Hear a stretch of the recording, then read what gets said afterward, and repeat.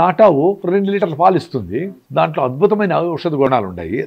దాన్ని పెరుగు చేసుకొని, వెన్న చేసుకొని, నెయ్యి చేసుకొని, ఆ నెయ్యి చేసుకుంటే బ్రెయిన్ ప్రాబ్లమ్స్, ఆల్జిమేర్స్, పార్కిన్సన్స్, అదిరే జబ్బులన్నీ పోతాయి. బ్రెయిన్ టానిక్ అది డెఫినెట్ గా. అది ఎంత విలువ అనేది మీకు ఎట్లా తెలుస్తుంది?